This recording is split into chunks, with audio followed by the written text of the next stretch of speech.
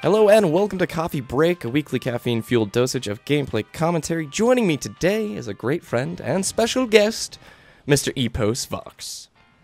Hey. Hey. So I have a few general questions for you, Epos, to introduce you to the folks that don't already know you, and then I'd really like to talk about our topic today, the PlayStation 4. So for somebody who doesn't know you, Epos, who are you, and where can the folks at home find your work? I am the EposVox, the epic voice.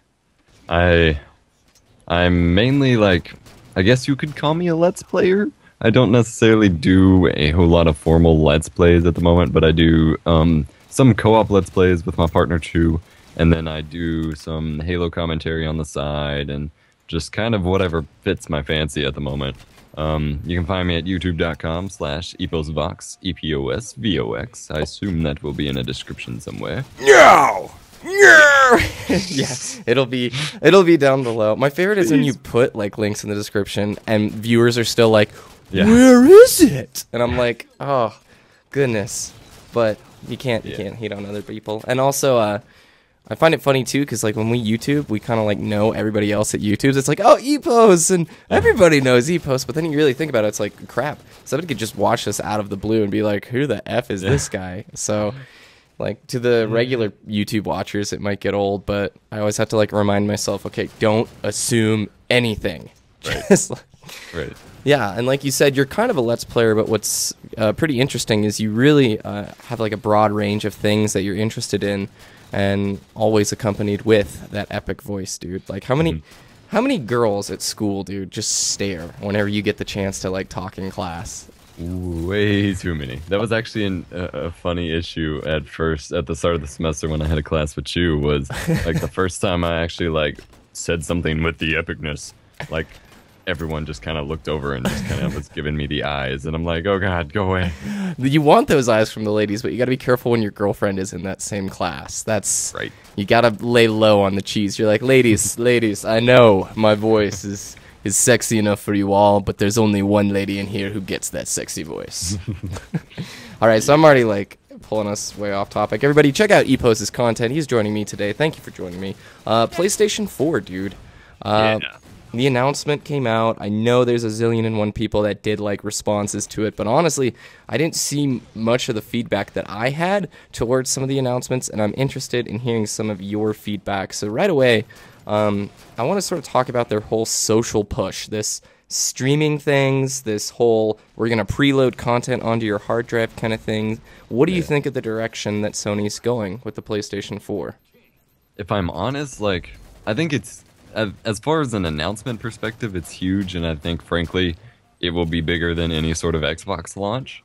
But from an actual what we're going to get our hands on when it actually releases, it really sets us up for a lot of unfulfilled promises, kind of like the PS3 did. Because they announce all these features, and they sound absolutely beautiful, and they look great in this test environment. But when you, and we'll talk about specifics later, I assume, but when you throw it into the actual hands of the consumer, I don't think it'll do quite what they expect. I think that's pretty accurate, right? I mean, so if I'm getting what you're saying right off the bat, the thing that kind of wigged me out is their whole, you're constantly compressing and decompressing video. So like your console, people, you can stream it to Ustream, right? That's what they announced? Ustream, yeah. Yeah, when they first said Ustream, I was like, shh, yeah, dang it. That's, I mean, there's nothing against Ustream, but if you're, I don't know, Twitch just seems like the platform that you'd want to do it on. And then the other thing is like, I don't really want any of my processing power in a console to go towards video streaming. Right. You know, content. And, go ahead. No, you're good. Go for it.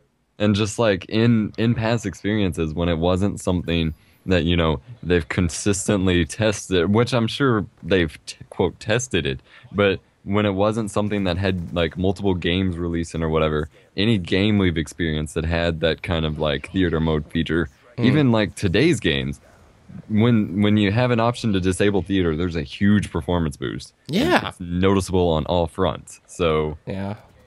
I don't know. I mean, like, what, it seems so peeping Tom. Like, I'm not sure I really want to like stare at what my friends are doing, and I certainly don't want people watching me as I like I don't know, die 15 times doing the same stupid mistake or something. And but they make it sound like you can, you choose when to stream and stuff, but that it always has that buffer going. So how much of this, ultra PC processor and graphics card is going towards that, or is it this? Because I mentioned having a separate dedicated chip for different things, but I seriously doubt they're gonna spend the money for a consumer product to have multiple like CPUs go into that. Yeah, seriously.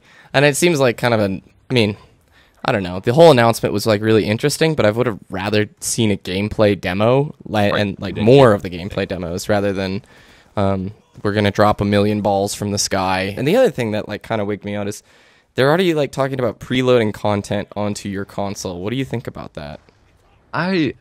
I honestly, that was when one of the streams I was watching kind of cut out because they had lovely stream coverage that day. But that was something I was kind of concerned about to an extent. Like, what they made it sound like was, Big Brother PSN or whatever they're going to call it now. Yeah. Like, every time you look at a game, it's just going to start downloading it. But you don't have access to that. Like, you still have to buy the game. Yeah. But it's going to take up your hard drive space and your bandwidth anyway. So it's like, you're going to, say you're playing Call of Duty and you, just for the heck of it, and you get a message about, oh, have you seen the new Final Fantasy, whatever. Well, then it's just going to start, like, downloading Final Fantasy and lag you out or something? Like, yeah, I mean, it seems like that feature, if it's not a feature you can disable, I would almost say that's a deal breaker for me, just because, I mean, unless we're missing the point with it, but... Well, and the other thing, too, is, like, I've already bought a lot of these games once on PlayStation 1, and now I bought some of them again on PS3. That, frankly, is going to... Which is a bad thing, is that will potentially be a deal breaker for everyone as far as buying the console goes. Yeah. Because... And that was, frankly, a deal breaker with me until way late in the game with the PS3, is... I bought all these games. I want to be able to play them on the same console while I still have my old ones. I don't want them all hooked up at the same time. Yeah. And the fact that they're like... I mean, yes, the whole notion of being able to play every PlayStation game ever invented on all their consoles, the Vita or the PS4, that's great. But the fact that we have to repay for them is terrible. Oh, yeah, that's not going to work, man. I want to go get Crash Bandicoot and play it, not rebuy Crash Bandicoot. And play yeah. I mean, download it, play it. I've kept PS2 games and stuff just because of that, where it's like, I still have my old PS2. I don't want to rebuy it. I do like, I mean, I'm not gonna lie, the PSN is sick. I got God of War 2 in like the HD collection, and so if the machine is like, all right, we loaded God of War 1 and 3 on your machine, I'm not like too upset about that, but I don't think they're gonna be that subtle. I think it's gonna be like the new Castle Crasher DLC's coming out next week, and I've never even played Castle Crashers, and they're gonna start preloading that stuff that's kind of their like weekly ad kind of thing. I don't know. And then they're going to remind you that it's on your hard drive and that you should buy it. Yeah, and then me being my willpower not being that strong, I'm sure there'll become times they'll be like, oh, play now, or something. Yeah. Okay, so, I cut you off. Go ahead. All right. I was going to close it there with the, aside from the negatives, let's talk about like what the cool stuff is, but I want to hear your closing there. Yeah, well, I was just going to say and it, like, part of the game streaming thing, or, like, the download thing, is that you get to start, like, with Blizzard games, start playing before it's fully downloaded. Yeah. Well, for one, you can't just magically do that. You've got to get past a certain threshold of download. Yep. And that's completely dependent on your internet connection. So, basically all of Australia won't get to have that feature. Oh, yeah. So I'm not sure why they're just promising it like it's as soon as you click download, you get to start up your campaign. It's not going to be anything like that. And the thing there, too, is I love Blizzard, and I play their products a lot. I mean, I play the crap out of StarCraft 2, and during their whole beta period, you could do the same thing with Heart of the Swarm, where it's like, you can start playing at 6% download, which I did when I was at home, and it runs with, like, no graphic assets. It's like the bare minimum, and it's so laggy and chunky, and I'm like, well, I'd rather just, I literally waited. I'm like, I'm not going to play this at 6%. I'm going to wait till this finishes to play it. So, I mean, a lot of lofty claims in their announcement, but I felt like it was so rushed to just get it out the door before Xbox could do anything that they didn't really have anything prepared. I mean, the biggest thing for me was Destiny. Like, hearing about that, so I don't know. Now the positives. Okay, what are some of the things that you are stoked for in this console? Well, and that's the issue of, like, to me, the PS4 is like a double-edged sword, because everything that we can complain about it is also a good thing in the long run. As far as the internals. It has a PC 64-bit processor from AMD with a GPU on the same die. That means that there is no excuse for anyone not to make a game on the PS4, and that means that ports between the PS4 and my PC are going to be way easier. Yeah.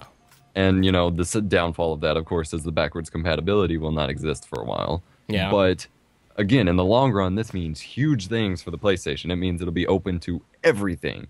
And like I said, no one will have an excuse not to develop on the PlayStation for the first time ever. Yeah. With the game streaming thing, that will be a really cool feature once we, you know, once it's smoothed out and once we have access to it. Yeah. While some people will get way too frustrated because they can't use it because they have slower internet, those who do have good internet will absolutely love it. Yeah, I mean, they didn't have to spend money on an XSplit or a streaming computer or anything. Right. If it works, then I guess they are really... It's forward thinking. I gotta say, Sony... Ever since the PSP, I mean, I have my original PSP from like 8th grade. I can still use that thing. Still looks like my PS4, and I can play like PlayStation 1 games in my PS3 on the PSP. And I'm like, this thing is ancient. This is incredible the way they've used the tech. But well, and then streaming your gameplay and stuff, assuming it works, that's pretty cool. Yeah. Now, granted, what I'm really afraid of is it's going to be like 360p max and, you know, a lot of real limitations because of the reality of actually being able to do that. Yeah. But for some, that will still be something they make use of, and that will still be really cool.